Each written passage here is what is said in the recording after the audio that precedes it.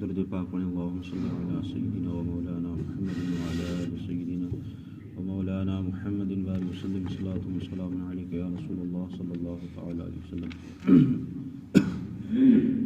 نماز کے تعلق سے چند احادیث کریمہ ہیں۔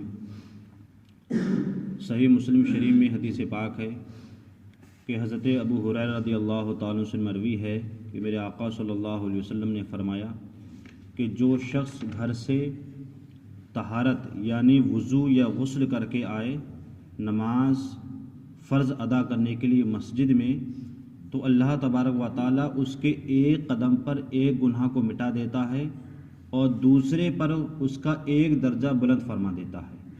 تو گویا کہ جو لوگ اپنے گھروں سے وضو بنا کر کے آتے ہیں تو ان کے لیے دو فائدے ہیں۔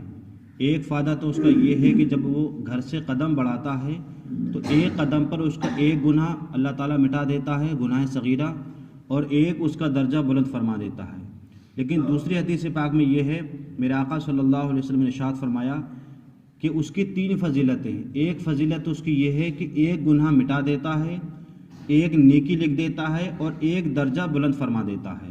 بہرحال دونوں حدیثیں جو ہیں وہ فضیلت کے تعلق سے ہیں، تو یہ ان انسانوں کے لیے ہیں کہ جو اپنے گھروں سے باوضو ہو کر کے مسجد کی طرف آتے ہیں۔ حتی الامکان ہمیں کوشش بھی یہ کرنا چاہیے، اور ہم الحمدللہ ہمارے گاؤں کی بھی اکثر یہ عادت ہے کہ لوگ گھر سے ہی باوضو ہو کر کے آتے ہیں، اور ہونا بھی چاہیے۔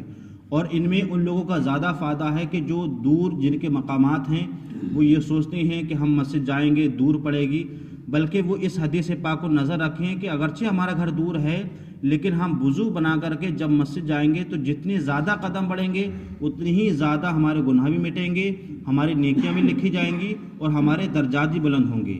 اسی تعلق سے حدیث پاک تھی کہ مدینہ منورہ کے اندر صحابی تھے، ان کا مکان مسجد نبوی سے کافی دور تھا، تو جب بارش وغیرہ ہوتی تھی، کچڑ وغیرہ ہو جاتی تھی، پریشانی ہوتی تھی، تو مدینہ شریف میں جو مسجد ہے مسجد نبوی، اس کے پاس میں کچھ مکانات بک رہے تھے۔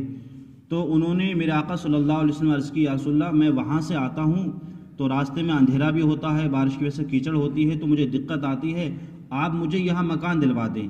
تو میرے آقا صلی اللہ علیہ وسلم نے ارشاد فرمایا، اے صحابی کیا تمہیں وہ حدیث پاک یاد نہیں ہے کہ جب تم اپنے گھر سے باوضو ہو کر کے آؤ گے تو جتنے تمہارے قدم پڑیں گے اتنی تمہاری نیکیاں بلند ہوں گی، تمہارے درجات بھی بلند ہوں گے اور تمہارے گناہ بھی مٹا دی جائیں گے۔ تو گویا کہ ان صحابی نے عرض کیا، رسول ٹھیک ہے، میں وہی مکان میرا وہیں رہے گا جہاں پر ہے۔ تو وہ لوگ خوش نصیب ہیں کہ جن کے مکانات دور ہیں اور وہ مسجد میں باوضو ہو کر کے آتے ہیں، اللہ تعالیٰ ان کے درجات کو بلند فرماتا ہے۔ دوسری حدیث پاک میں ہے، میرے آقا صلی اللہ علیہ وسلم نے ارشاد فرمایا کہ جب بندہ نماز کے لیے کھڑا ہوتا ہے تو اس کے لیے اللہ تعالیٰ جنتوں کے دروازے کھول دیتا ہے۔ بظاہر تو ہمیں نہیں دکھتے ہیں، لیکن یہ اللہ تعالیٰ جو ہے اللہ تعالیٰ دروازے جب کھولتا ہے تو یہ اللہ اور اس بندے کے درمیان جو ہے اس کے جو پردے ہوتے ہیں وہ ہٹا دیے جاتے ہیں، اور اللہ تعالیٰ ان نمازیوں کے لیے حور عین کے لیے کیا ہے وہ استقبال کرتے ہیں۔ مطلب یہ ہے جو حور عین ہیں وہ ان نمازیوں کے لیے کیا کرتی ہیں، استقبال کرتی ہیں۔ تو گویا کہ یہ ان کے لیے مقام ہے جو لوگ کیا ہے نماز ادا کرتے ہیں۔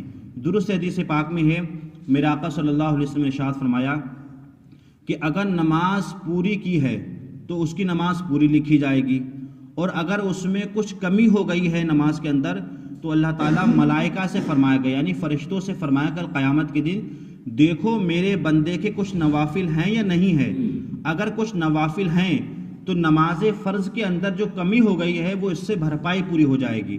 اسی طریقے سے پھر اس کے ساتھ زکوٰۃ کا حساب ہوگا، پھر باقی اعمال کا۔ تو سب سے پہلا جو حساب ہوگا بندے کا وہ نماز کے تعلق سے ہوگا۔ تو یہاں پر ہمیں نماز نوافل کا حکم یہ ہے کہ اگر پڑھو گے تو ثواب ہے اور نہیں پڑھو گے تو گناہ نہیں ہے، لیکن ہمیں نماز نفل نہ پڑھنے کی عادت نہیں بنانی چاہیے۔ بہت سے لوگ تو ایسے ہوتے ہیں وہ پڑھتے ہی نہیں ہیں، ہاں کبھی کسی کوئی کام ہے یا کہیں جانا ہے یا حاجت ہے یا کھانے کی ضرورت ہے تو آپ چھوڑ سکتے ہیں، اجازت ہے، اس میں کوئی گناہ نہیں ہوگا، لیکن عادت بنا لینا کہ نماز نفل پڑھنا ہی نہیں ہے تو یہ بھی غلط ہے، کیونکہ حدیث پاک میں یہ ہے کہ کل قیامت کے دن ہمارے جو فرض ہیں جو ہم جماعت کے ساتھ ادا کرتے ہیں یا کبھی بغیر جماعت کے ادا کرتے ہیں، اگر اس میں کوئی کمی ہو جائے گی تو تو اس کی جو بھرپائی ہوگی وہ نفل نماز کے ذریعے سے ہوگی. جب نماز نفلی نہیں ہوں گی ہمارے تو بھرپائی کس طریقے سے ہوگی؟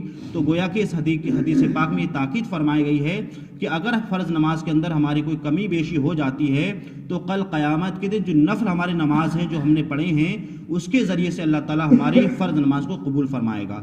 تو ہمیں حتی الامکان کوشش کرنا چاہیے کہ وقت ہے تو ہم نماز نفل کو بھی ادا کریں. دوسری حدیث پاک میں میرے آقا صلی اللہ علیہ وسلم نے ارشاد فرمایا کہ جنت جو ہے، جنت کی جو کنجی ہے وہ نماز ہے، اور نماز کی جو کنجی ہے وہ کیا ہے؟ طہارت یعنی غسل، اور کیا ہے؟ وہ وضو ہے. تو گویا کہ جنت کی جو کنجی جس کو ہم لوگ عام زبان میں تالی یا چابی بولتے ہیں وہ کیا ہے؟ نماز ہے. اور نماز جس سے مشروع و شروع ہوتی ہے وہ کیا ہے؟ طہارت یعنی غسل اور وضو ہے. تو حتی الامکان ہمیں کوشش یہ کرنا چاہیے کہ ہم نماز کی ادائیگی کریں جو اللہ تعالیٰ نے کیا ہم پر فرض کی ہے. اللہ تعالیٰ ہمیں اور آپ کو صحیح طریقے سے نماز پنجگانہ پڑھنے کی توفیق عطا فرمائے. اللہم صلی علی